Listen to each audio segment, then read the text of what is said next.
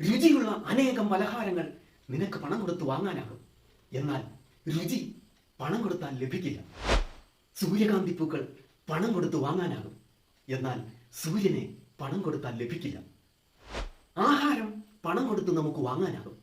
എന്നാൽ ആരോഗ്യം പണം കൊടുത്താൽ ലഭിക്കില്ല. സൗന്ദര്യവർദ്ധക വസ്തുക്കൾ നമുക്ക് പണം കൊടുത്ത് വാങ്ങാനാകും.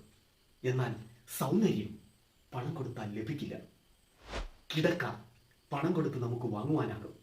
എന്നാൽ ഉറക്കം ഒരിക്കലും പണം കൊടുത്താൽ ലഭിക്കില്ല. സന്തോഷം നൽകുമെന്ന് നിങ്ങൾ കരുതുന്ന പലതും പണം കൊടുത്താൽ ലഭിക്കും. എന്നാൽ സന്തോഷം മാത്രം പണം കൊടുത്താൽ ലഭിക്കില്ല. മനോഹരമായ വീട് പണം കൊടുത്ത് വാങ്ങാനാകും. എന്നാൽ സന്തോഷമുള്ള ഒരു കുടുംബം പണം കൊടുത്താൽ ലഭിക്കില്ല. ഈ ലോകത്തിൽ ജീവിക്കുവാൻ പണം അത്യാവശ്യമാണ്. എങ്കിലും പണം കൊടുത്താൽ ലഭിക്കാത്ത അനേകം മാനുഷിക മൂല്യങ്ങളും ഈ ലോകത്തിലുണ്ട്. ഇത് തിരിച്ചറിയുന്നവനാണ് യഥാർത്ഥ മനുഷ്യൻ. അല്ലാത്തവരുടെ ജീവിതവും നായയുടെയും കഴുതയുടെയും കന്നുകാലിയുടെയും ജീവിതവും തമ്മിൽ എന്തു വ്യത്യാസമാണുള്ളത്?